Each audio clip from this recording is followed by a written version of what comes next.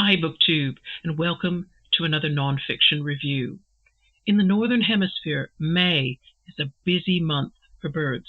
Most species have mated and they're now either nesting or they're feeding nestlings. Our garden is very small. It is not what you see in the picture here, okay? It's small, but it's ideal for birds. And that's because it's bordered by trees on two sides, kind of like an L shape. And that creates a little privacy screen, kind of a cul-de-sac where birds can come and rest and feed. It's south-facing also, so that bit of lawn, it gets a lot of sun when there is sun. The person who watches television puts out food for the birds daily, and in return, they provide him with entertainment because his desk is at a window where you can look out on the feeders. If I happen to be working from home and I need a break, I just leave my office, come to make a cup of tea, and I can see the same show by looking through our kitchen window. And while we love the birds, neither of us can say that we know very much about them. We're curious, though. We want to know what's going on in their minds. We wish we understood their behaviors. So when I began to find BookTube reviews online about the works of writer Jennifer Ackerman, who focuses on birds, I put one of her titles on my Amazon Read What You Own wish list. And then, lo and behold, my local library displayed a Jennifer Ackerman in their new acquisitions shelf, and I nabbed it and brought it home. To say that I learned a lot is an understatement. I was amazed. It's not an exaggeration for me to say that because of Jennifer Ackerman, I am never going to look at birds the same way again.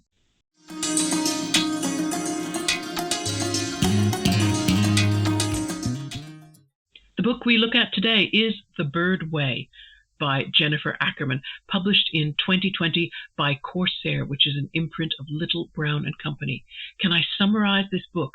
Well, it's like a software update. Imagine getting a download straight into your brain that deletes the things that you'd previously heard and understood about birds, and it takes you up to Bird 2.0.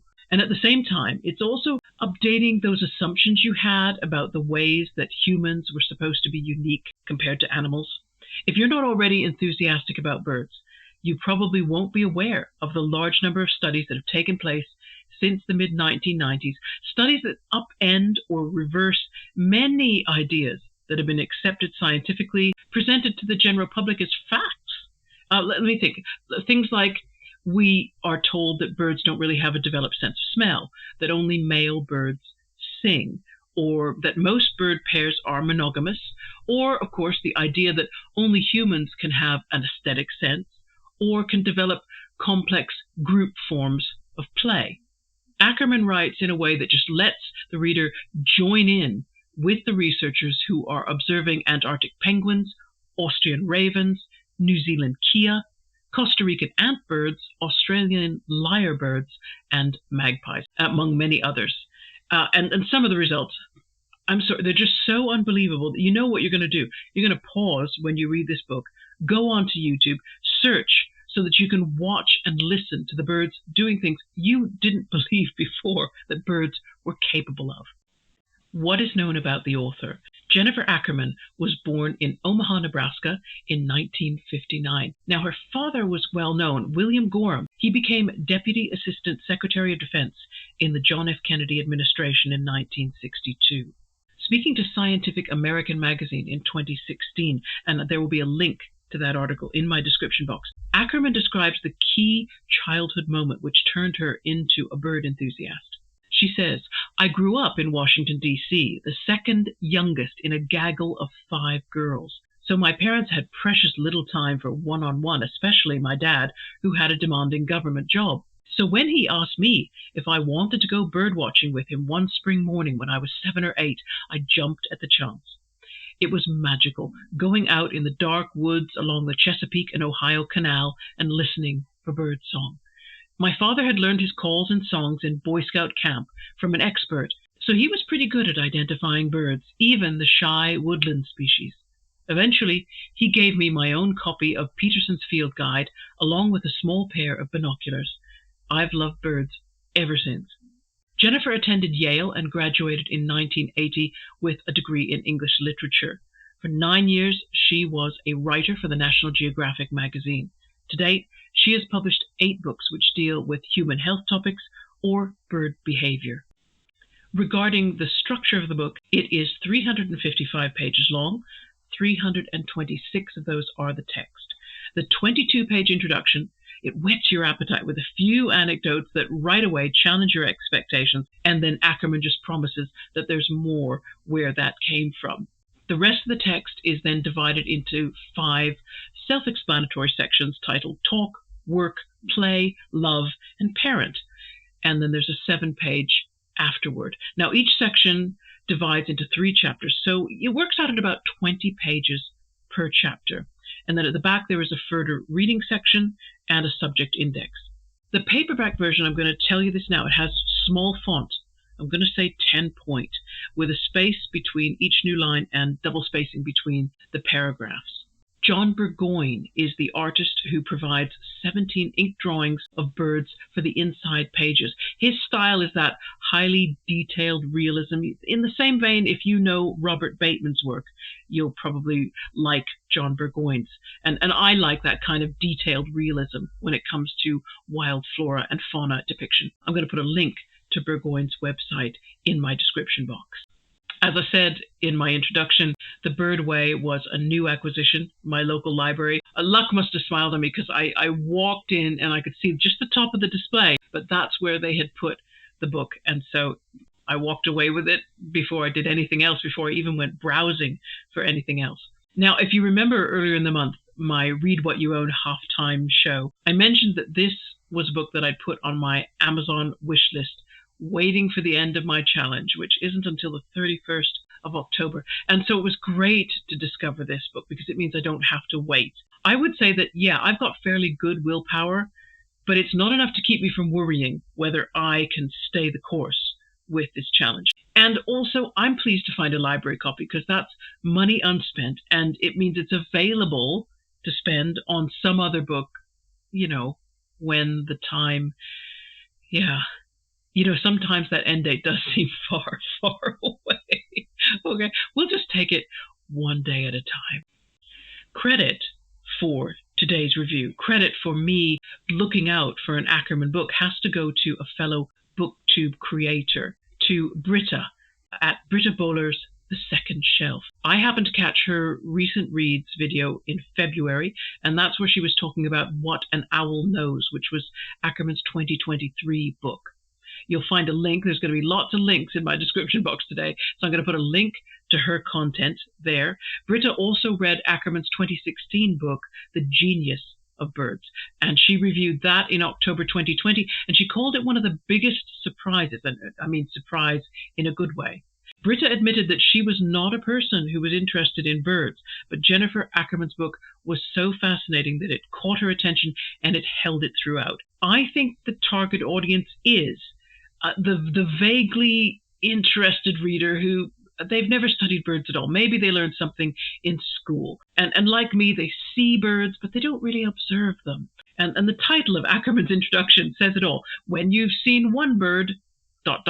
you know, you've seen them all. You know how that sentence goes. And that's definitely talking to someone like me. In our garden, we get an assortment of birds that have all black plumage. I have never bothered to identify them until I read Ackerman. In fact, Ackerman's book made me check out for the first time the nature section in the bookstore I happened to be browsing in. And that's, as I say, something I've never done. And that's not because I think I will dislike natural history as a subject. It's because I have this fear, I realize, that the writing might be a bit dull or unengaging. Not the case with Ackerman. Did I encounter anything unexpected or interesting?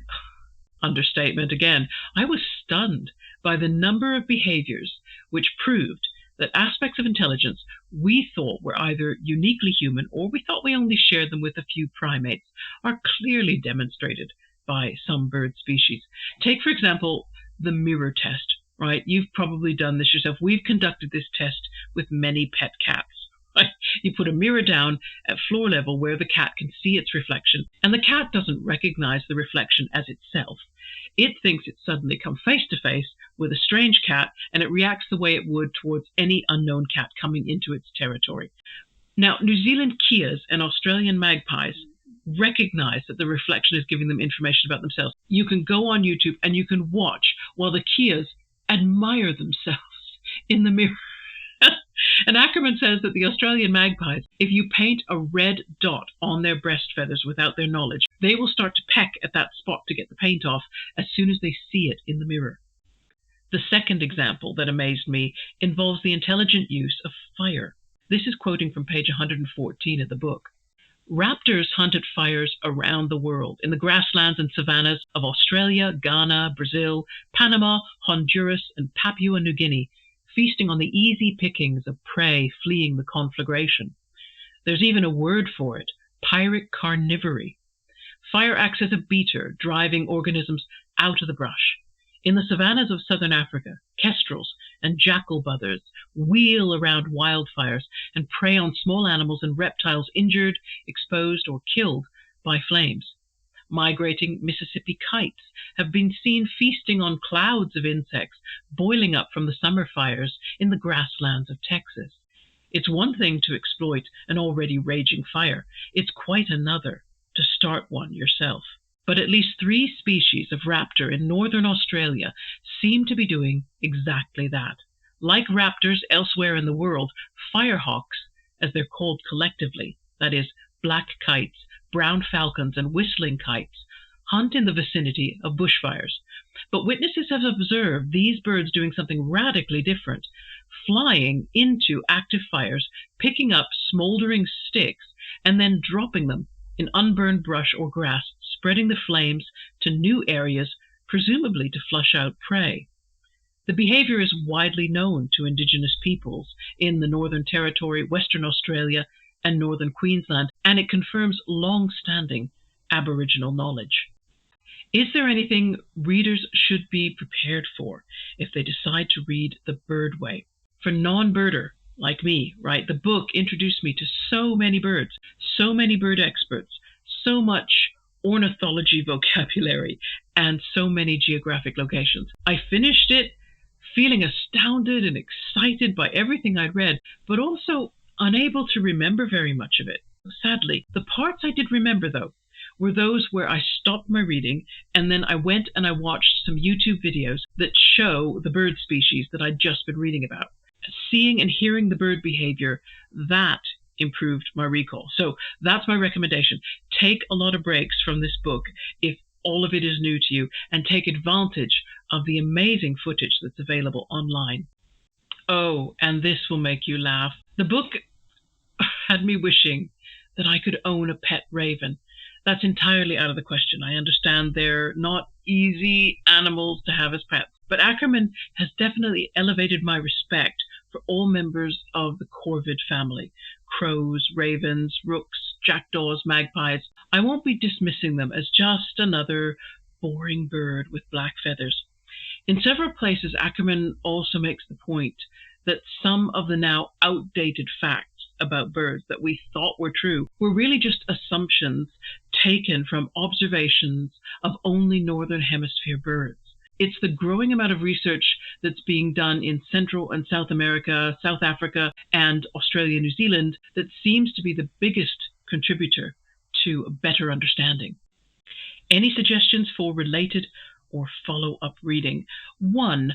The biologist Frans de Waal, his book titled Are We Smart Enough to Know How Smart Animals Are? It seems to take the same idea as Ackerman, updating, upgrading our knowledge of bird intelligence, but it's taking that question out and looking at other animals as well. And I think it's also worth mentioning Temple Grandin's 2010 book, Animals Make Us Human. She's recommending the best treatment for different kinds of domestic animals to reduce their emotional stress. If animals turn out to be smarter than we've thought, then more than ever, we need to step up our understanding so that we respect them more. And that's another book review done. And I'm so busy right now. I've got 2 scripts. They're work in progress. They're not even about the books that I'm reading. I've been tagged. By Richard at History Lit. And Richard, I'm working on my responses to that, okay? Give me a little more time. Also, I'm finally, Joseph Francis Burton, finally writing that script that I keep talking about that famous 1970s book about a seagull. Maybe it was reading Ackerman's remarks about seagulls. Maybe that was the inspiration. I don't know. If you're also busy these days, I hope that it's mostly stuff you enjoy doing, like I enjoy making this content, and not something, dreary. Thanks for checking out this video. Look forward to seeing you guys again in a few days' time. Take care. Bye-bye.